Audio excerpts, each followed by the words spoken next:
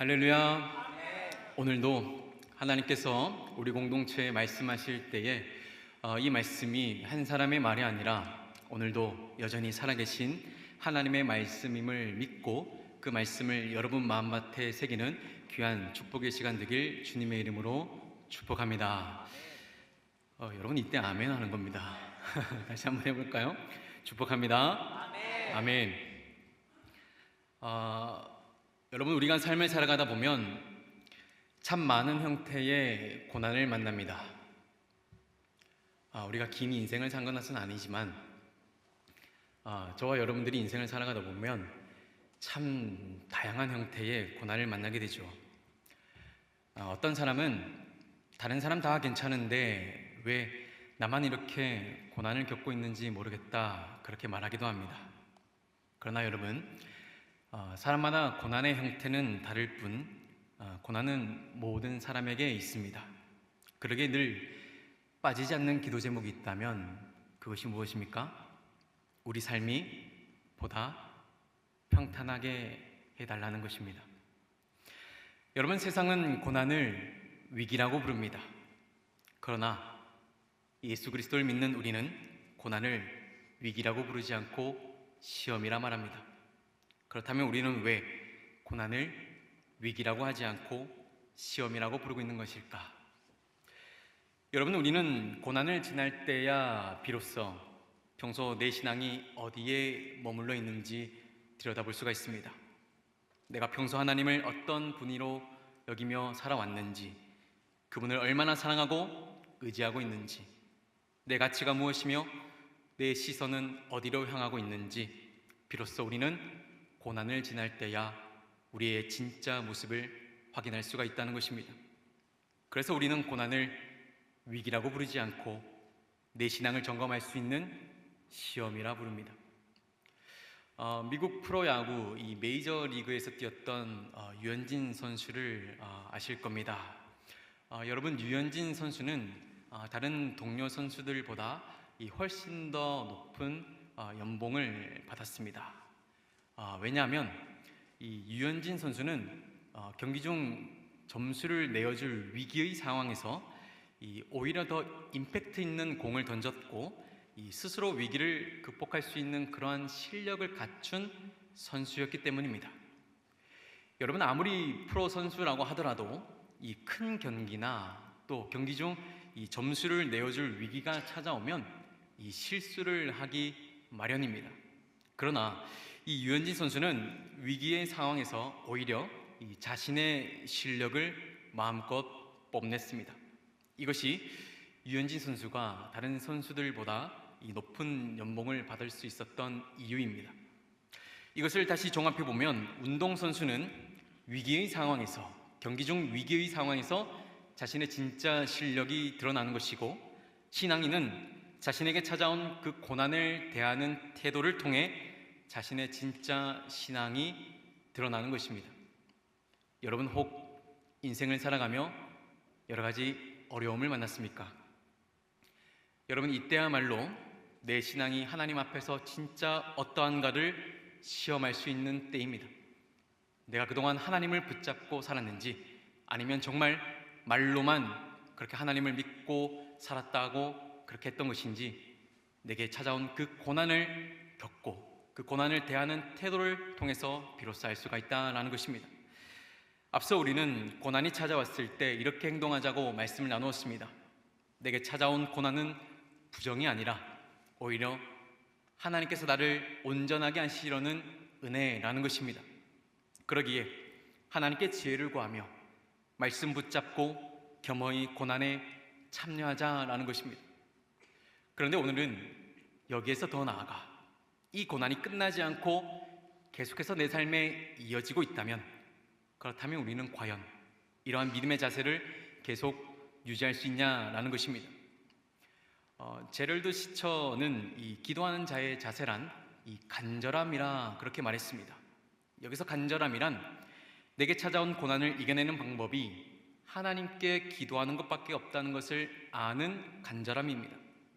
성경은 이러한 사람을 심령이 가난한 사람이라 말씀합니다. 예수님 아니면 안 되는 사람, 예수님 이외에 붙잡을 사람이 없는 사람, 이러한 사람이 복이 있다 말씀하시죠.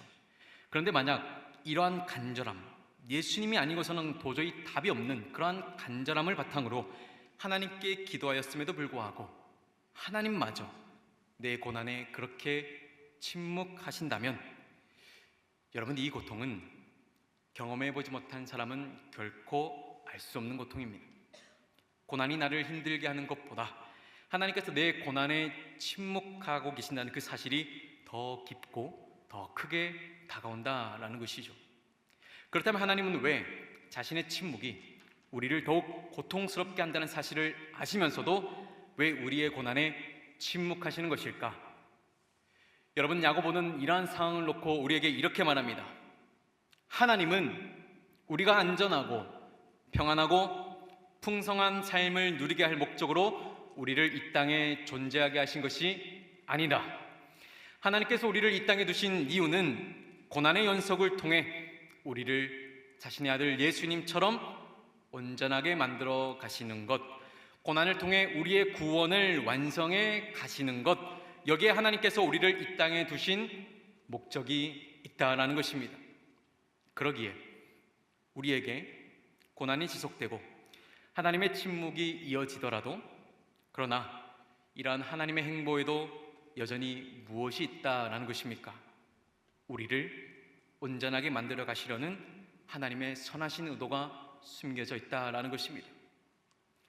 하나님께서 침묵하심으로 우리의 가볍고 시끄러운 여러 가지 말들이 침묵하게 되고 우리의 입이 닫히게 되는 것, 하나님의 침묵으로 우리의 여러 가지 가볍고 시끄러운 말들이 침묵하게 되는 것, 십자가에 고난당하시는 예수님을 그대로 두심으로 우리를 구원하시려는 그 계획을 완성해 가셨던 것처럼 하나님은 우리의 고난 또한 그대로 두셔서 우리 영혼을 향한 자신의 놀라운 뜻을 완성해 가신다라는 것입니다. 그러니 신앙인은 고난이 지속되고 하나님마저 침묵하실 그때에도 함부로 행동해서 안 되는 것입니다. 특별히 고난을 지날 때 우리는 말을 조심해야 됩니다. 여러분들에게 혹시 고난이 찾아왔다면 믿는 우리는 특별히 말을 조심해야 됩니다. 오늘 우리가 나눌 말씀이 바로 이 부분입니다. 삶이 송두리째 흔들릴 만한 고난이 찾아왔고, 그리고 하나님마저 침묵하실 그때에 우리는 어떤 믿음의 자세를 취해야 하는지, 야고보서는 우리에게 어떻게 행동하라고 말씀하고 있는지 함께 말씀 나누도록 하겠습니다. 오늘 본문 19절 말씀 함께 읽겠습니다. 시작. 내 사랑하는 형제들아, 너희가 알거니 말하기는 더디하며 성내기도 더디하라. 아멘. 야고보는 본문의 말씀을 시작하며 너희가 어떠한 사실에 대하여 이미 알고 있다 말씀합니다. 그렇다면 무엇을 알고 있다라는 것인가? 야고보서 1장 18절을 보시면 하나님께서 우리를 진리의 말씀으로 낳았다라고 말씀합니다. 이것을 다시 정리하면 하나님께서 너희를 진리의 말씀으로 구원하였는데 너희가 이미 이 사실을 알거니와 그러기에 너희의 삶에 고난이 찾아왔으나 어떻게 행동하라는 것입니까? 마땅히 구원받은 사람답게 행동하라는 것입니다. 너희가 알거니와 하나님께서 진리의 말씀으로 너희를 낳아 구원하셨으니 너희는 구원받은 사람답게 고난이 찾아왔을 때 합당한 행동을 하라라는 것입니다. 그 첫 번째 합당한 행동이 바로 고난 중에 듣기는 속히 하라는 말씀입니다. 고난 중에 듣기는 속히 하라. 이 조세프 앙투안 투생 디누아르는 그의 저서 침묵의 기술에서 이 아는 것을 말하는 것보다 이 모르는 것에 입을 닫을 줄 아는 것이 더 큰 장점이며 이 침묵보다 나은 말이 있을 때만 입을 열라고 그렇게 조언합니다. 이 야고보가 말하는 것도 이와 동일한 맥락을 이룹니다. 내 삶에 고난이 찾아왔을 때 내 마음 내키는 대로 그렇게 막 얘기할 것이 아니라 내 입을 닫고 속히 하나님의 말씀을 경청하라는 것입니다.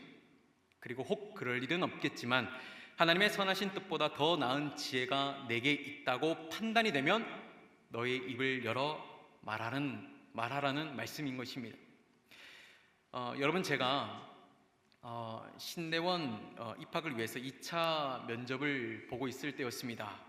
2차 면접은 이 단체 토론 형태로 그렇게 진행이 되었는데 어떠한 주제를 놓고 이 찬반으로 토론을 진행해야 했습니다. 그렇게 단체 토론이 시작되면요, 서로 다른 의견을 주장해야 했기 때문에 막 신경전도 일어나고 어떤 사람은 막 얼굴을 붉히기도 했습니다. 막 서로를 설득하면서 내 의견이 맞다, 아니다, 내 의견이 틀렸다라고 하면서 서로 막 그렇게 공방을 펼치게 되는 거죠. 제가 받았던 주제는 이러한 주제였습니다. 주일에 제가 설교자죠. 주일에 설교자가 설교하러 가야 되는데 심각하게 다친 사람을 만난 거예요. 그런데 예배 시간이 5분밖에 안 남았어요. 그러면 이 사람을 도와주고 가야 되냐, 아니면은 설교하러 가야 되냐, 이런 찬성, 반대 이렇게 나눠서 서로 토론하는 겁니다. 그러다 토론이 점점 거칠어지기 시작했는데, 그러다 결국 참지 못한 어떤 이들은 상대방의 말을 끊고 자기 의견이 옳다며 자기의 말만 계속 그렇게 늘어놓기도 했습니다. 여러분, 상대방의 말을 끊고 자기 말만 그렇게 계속 늘어놓은 사람들은 어떻게 되었을까요? 제가 기억하기로는 그 사람들 모두 불합격했습니다. 제가 기억납니다. 이 사람들이 합격할 수 있을까? 저렇게 자기 말만 하는데 합격할 수 있을까? 라는 생각을 했는데 진짜 모두 불합격했습니다. 여러분, 이 토론의 목적은 누가 말을 잘하고 누가 좋은 의견을 낼 수 있는가를 밝혀내는 것에 그 목적이 있지 않습니다. 이 토론의 목적은 상대방의 말에 경청하는 자세가 그 사람에게 있는가, 서로 의견이 달라도 먼저 들으려고 하는 자세가 그 사람에게 있는가를 밝혀내는 테스트였던 것입니다. 이와 같이 사람과의 관계에서도 상대의 말에 경청하는 자세는 너무나도 중요합니다. 그런데 이러한 경청의 자세는 사람과의 관계뿐만 아니라 하나님과의 관계에서도 무척이나 중요합니다. 이사야 55장 8절 9절은 이렇게 말씀하고 있습니다. 이는 내 생각이 너희의 생각과 다르며 내 길은 너희의 길과 다름이니라. 여호와의 말씀이니라. 이는 하늘이 땅보다 높음 같이 내 길은 너희의 길보다 높으며 내 생각은 너희의 생각보다 높음이니라. 아멘. 여러분, 피조물인 우리는 하나님의 말씀을 먼저 경청해야 합니다. 하나님께서 말씀하시고 내가 말씀하시는 것이 순서이고, 또 혹 내가 먼저 하나님께 말씀을 드렸다고 하더라도 하나님께서 그 다음 어떻게 말씀하시는가를 다시 들어야 하는 것, 이것이 우리가 하나님과의 소통하는 기본적인 방법인 것입니다. 그러게 우리는 고난이 찾아왔을 때 내 입을 닫고 어떻게 해야 하는 것입니까? 나보다 훨씬 깊고 넓은 지혜를 가지신 그 하나님께 속히 나아가 내게 어떤 말씀을 하시는지 경청해야 하는 것입니다. 이것이 고난을 대하는 믿음의 자세입니다. 바라기는 여러분, 고난을 지나고 있다면 먼저 하나님 앞에 나아가 내 귀를 하나님께 기울이고 하나님께서 내게 무엇을 말씀하시는지 경청하는 여러분 되길 주님의 이름으로 축복합니다. 이어서 말씀을 보시면, 말씀 듣는 것은 속히 빨리 해야 되지만, 그러니까 고난 중에 말씀 듣는 것은 빨리 해야 하지만 반대로 우리가 하고 싶은 말은 어떻게 하라 말씀하고 있습니까? 더디하라. 그러니까 듣는 것은 속히 하고 우리가 하고 싶은 말은 더디하라고 말씀하고 있습니다. 여러분, 우리에게 시험이 찾아오면 우리는 정말 하고 싶은 말들이 많아집니다. 여러분, 곰곰이 생각해 보십시오. 대개 시험은 억울하게 찾아옵니다. 받아들일 수 없는 상황으로 찾아옵니다. 그러면 우리는 해야 할 말들이 참 많습니다. 그러나 여러분, 말씀은 우리가 하고 싶은 말이 많더라도 내 입술을 닫으라고 말씀합니다. 이 철학자 프리드리히 니체는 우리 사회를 이렇게 평가했습니다. 우리 사회는 느리고 긴 시선을 상실했다. 느리고 긴 시선을 상실했다. 너무 쉽게 말하고 기다림을 참지 못해 무지성으로 말할 때가 참 많이 있다라는 것입니다. 이것을 다시 정리해보면, 우리 사회가 가볍게 말하는 것을 좋아하고 생각하거나 이 여백을 허용하고 있지 않지만, 그러나 믿는 우리는 이 세상과 같이 여기저기 내 편 들어줄 사람들에게 말하고 다니지 말고 어떻게 하라는 것입니까? 속히 하나님께 나아가 그분의 뜻을 구하라는 것입니다. 바라기는 여러분, 올 한 해 우리의 신앙의 기조가 완전히 뒤바뀌길 축복합니다. 우리에게 시험이 찾아왔다면 내 주변 친구 그리고 동력자들에게 찾아가서 너무 쉽게 내 입술을 열지 않았으면 합니다. 여러분들의 모습을 한번 뒤돌아보았으면 좋겠습니다. 저도 말씀을 이렇게 작성하면서 하나님 앞에 엎드리면서 제 모습을 돌아보았습니다.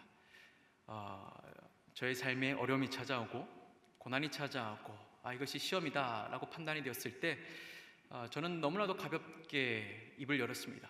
내 편이 되어줄 사람들, 내 의견에 동조해 줄 수 있는 사람들, 내 의견을 함께 공감해 줄 수 있는 사람들에 가서 내 입술을 열어서 지금 내 상황이 이렇다고, 그렇게 내가 이 고난에 지금 힘들다고 그렇게 얘기했던 저의 모습을 바라보게 됩니다. 여러분, 우리가 시험이 찾아왔을 때마다 그간 하나님보다 앞서 사람을 찾아갔던 그런 모습들이 있다면 이제는 그만 멈추고 하나님께 먼저 나아가 그분의 말씀을 듣는 그러한 여러분 모두가 되길 주님의 이름으로 축복합니다. 말씀을 이어갑니다. 오늘 본문 20절입니다. 20절 말씀 함께 읽겠습니다. 시작. 사람이 성내는 것이 하나님의 의를 이루지 못함이라. 아멘. 이어서 야고보는 독자들에게 고난 중에 있더라도 성내지 말라 말씀합니다. 왜냐하면 고난을 참지 못하고 내 안에 있는 것들을 다 쏟아내 버리면 하나님께서 내게 이루실 놀라운 계획을 나 스스로 망치는 일이 되기 때문이라는 것입니다. 여러분, 저는 이러한 말을 최근에도 자주 듣습니다. 얼마 전에 저희 어머님께서도 저에게 이런 말씀을 하셨습니다. 30대는 아직 혈기가 남아있다라는 것입니다. 여러분, 아직 혈기가 남아 계십니까? 30대 분들 계시죠? 아직 혈기가 남아 있습니까? 정주영 목사님께서 이런 말씀을 하신 적이 있습니다. 40이 되면 좀 꺾이는 것 같다고. 저는 30대이기 때문에 제 모습을 돌아보면 예전보다는 혈기가 많이 빠졌지 않았나 싶지만 그럼에도 여전히 혈기가 남아있는 모습들을 종종 볼 때가 있습니다. 하나님께서는 이러한 혈기 있는 저를 어떻게 하시는가? 제게 고난을 허락해 주십니다. 그리고 그 고난을 보내는 동안 저는 제 혈기를 부릴 수가 없습니다. 하나님 앞에서 그렇게 침묵할 수밖에 없습니다. 그래서 그런지 요즘은 하나님이 가끔 무섭기도 합니다. 어느 사역을 할 때면 이것이 지금 하나님 앞에서 맞는 것인가? 지금 이 일이 혹시 내 혈기로 하고 있는 것은 아닌가? 그렇게 멈칫할 때가 참 많이 있습니다. 여러분, 중요한 것은 고난을 통해 내 혈기가 잠재워지는 것은 사실 고난을 지나고 있을 때 그때뿐입니다. 그러기에 결국 우리가 고난 중에서도 성내지 않을 수 있는 방법은 하나님께서 우리 인생에 이루려고 하시는 그 의가 무엇인지를 우리가 깨달을 때, 우리 영혼을 향한 하나님의 놀라운 계획을 내가 깨달을 때 비로소 고난 중에도 우리가 성내지 않을 수 있다라는 것입니다. 여러분, 하나님께서 우리 인생에 이루시려고 하시는 그 놀라운 계획이 무엇입니까? 우리를 의롭게 하시는 것입니다. 여러분, 의가 무엇입니까? 의는 완전하다는 것입니다.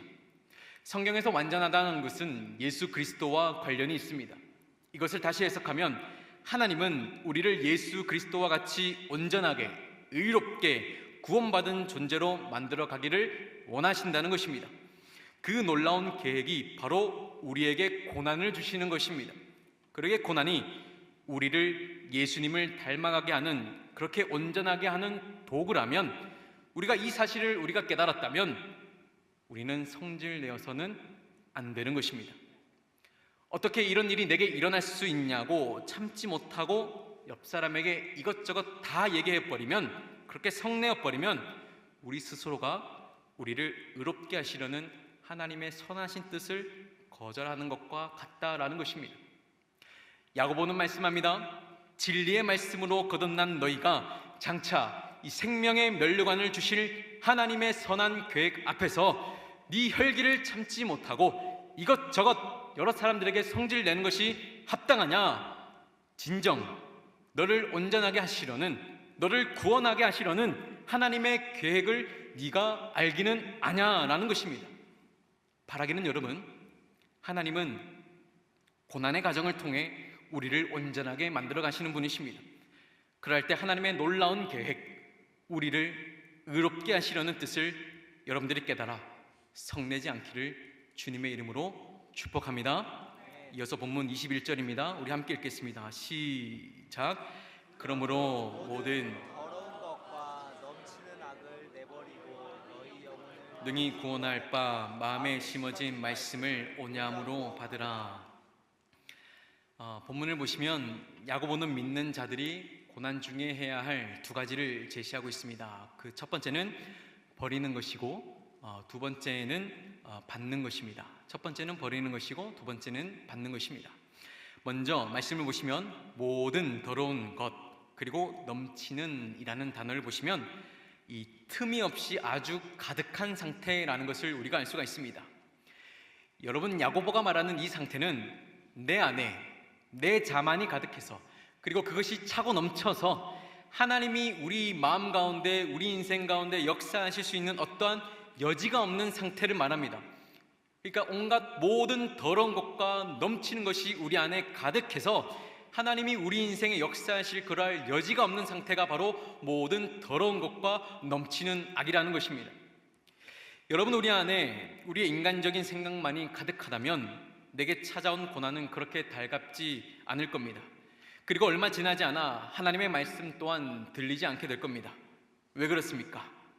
우리 안에 있는 것들이 밖으로 나와서 모든 더러운 것과 넘치는 악이 밖으로 나와서 우리 삶에 일어난 그 고난의 상황을 모든 더러운 것과 넘치는 악으로 해석하고 이해해서 내가 이 고난의 해석자가 되기 때문이라는 것입니다. 여러분, 고난이 찾아왔을 때 내 안에 모든 더러운 것과 이 넘치는 악으로 가득 차면 내게 찾아온 이 고난을 하나님의 어떤 선하심으로 해석하는 것이 아니라 내 모든 욕망과 욕심으로 해석하고 이해하더라라는 것입니다. 그러기에 여러분, 우리는 고난 중 내 안에 모든 더럽고 내가 주인 되었던 그렇게 내 마음대로 입을 열고 듣기는 거절하였던 그 모든 악을 내다버리고 하나님께서 들어가 역사하실 그 공간을 마련해야 하는 것입니다. 바울은 이것을 옛사람을 버리고 새사람을 입으라 하였고 야고보는 넘치는 악을 버리고 말씀을 온유함으로 받으라 그렇게 말하였습니다. 바로 너희 영혼을 능히 구원할 바 마음에 심어진 말씀을 온유함으로 받으라. 즉 하나님께서 우리를 구원하실 때 그때 우리 마음에 자신의 말씀을 심겨 주었는데 하나님께서 우리를 진리의 말씀으로 구원하실 그때 우리 모든 사람들 한 사람 한 사람 가운데 자신의 말씀을 심겨 주셨는데 그 말씀을 내 욕심으로 가득 차서 제한하지 말고 그 말씀이 우리 고난 가운데 충분한 영향을 미치도록 네 자신 스스로 그 말씀을 너의 전 인격적인 부분에서 허락하라 라는 말씀인 것입니다. 하나님, 더럽고 추악한 생각들로 하나님의 계획을 판단하지 않게 하옵소서. 그가 내가 판단하고 내가 재단한 그 모든 것들을 주님 내다 버리길 원합니다. 이제는 내게 심겨주신 그 말씀이 내 영혼을 다스리며 나를 통치하게 하여 주시옵소서. 그래서 옛 더러움을 내다 버리고 하나님께서 우리 안에 심어 놓으신 그 진리의 말씀이 우리 삶에 충만하게 역사하셔서 고난 중에도 우리가 마음대로 말하고 해석하지 않게 하시고 진리의 말씀으로 거듭난 구원받은 자들임을 증명하게 해달라고 주님께 허리 굽혀 나가야 하는 것입니다.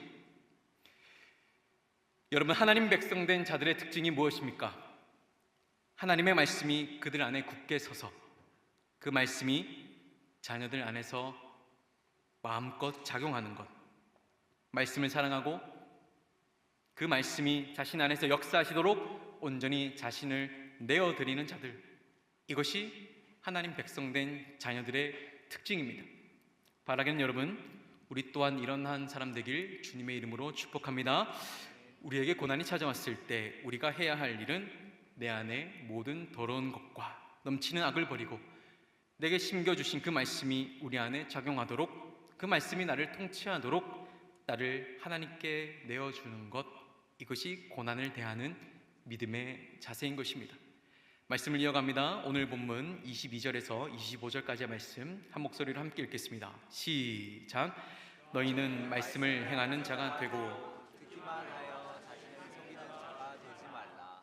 누구든지 말씀을 듣고 행하지 아니하면 그는 거울로 자신의 생긴 얼굴을 보는 사람과 같아서 제 자신을 보고 가서 그 모습이 어떠했는지를 곧 잊어버리거니와 자유롭게 하는 온전한 율법을 들여다보고 있는 자는 듣고 잊어버리는 자가 아니요 실천하는 자니 이 사람은 그 행하는 일에 복을 받으리라.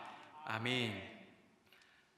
여러분, 오늘 우리는 고난을 대하는 믿음의 자세라는 제목 가지고 하나님 말씀 나누고 있습니다. 그렇다면 오늘 이 시간 하나님의 말씀을 들은 우리는 어떻게 반응해야 하는 것입니까? 오늘 말씀을 들었다면 행하는 자가 되고 듣기만 하여 자신을 속이는 자가 되지 않아야 하는 것입니다. 여러분, 자신을 속인다는 말씀이 무슨 말씀입니까?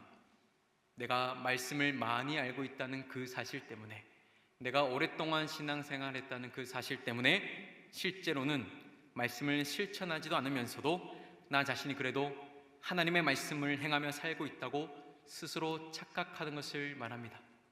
그러니까 내가 말씀을 많이 알고 있다는 그 사실 때문에 나는 하나님의 말씀을 실천하고 있는 것은 아닌가라는 착각을 하게 된다라는 것입니다. 여러분, 본문은 이러한 사람을 스스로 자신을 하나님 앞에서 속이는 사람이라 말씀합니다. 그러기에 저를 포함해 오늘 말씀을 들은 우리 모두는 어떻게 해야 하는 것입니까? 혹 고난을 보내고 있다면, 아니면 다가올 고난을 맞이할 때 우리는 오늘 우리에게 하신 말씀을 기억하며 실제로 구원받은 사람답게 행동해야 하는 것입니다.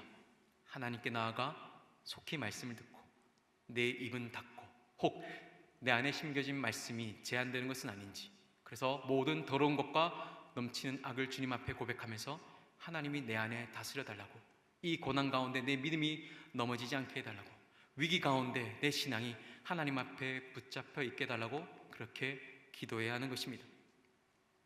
본문은 하나님의 말씀을 듣고도 행하지 않는 자를 이렇게 말씀하고 있습니다. 거울에 비친 자기 얼굴을 보고도 돌아서면 금방 자신의 얼굴을 까먹는 것처럼. 맞습니다. 우리는 거울을 보고도 돌아서면 사실 우리 자신의 얼굴을 잘 까먹습니다. 이처럼 말씀도 마찬가지입니다. 말씀을 듣고 행하지 않으면 그 말씀은 내 안에 살아 움직일 수가 없고 금방 까먹게 되는 것입니다.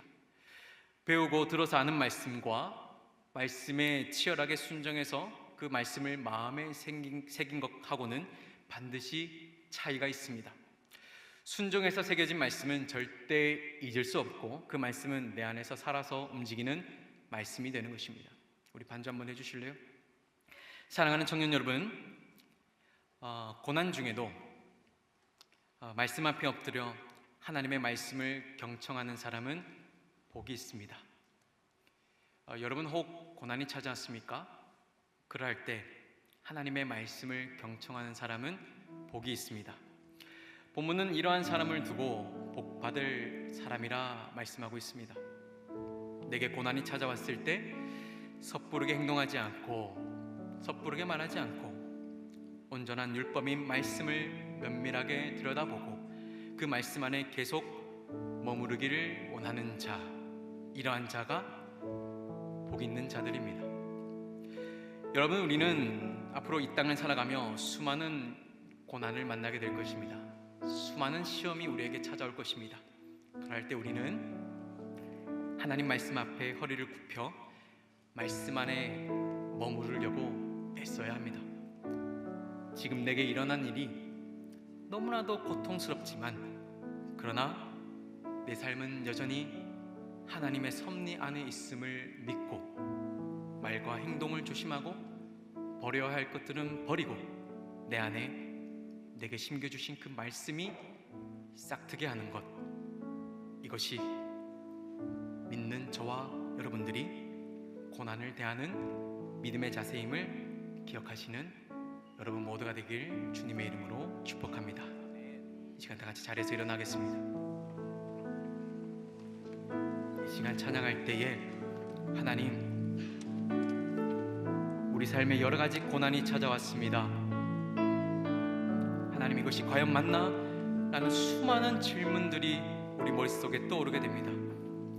하나님, 그러나 하나님이 우리를 진리의 말씀으로 낳으셨으니 하나님, 구원받은 사람답게 내 입술을 닫고 주님 앞에 나아가 주님의 말씀을 들을 수 있는 우리 모두가 되게 해달라는 마음 가지고 우리 함께 찬양으로 나아가도록 하겠습니다.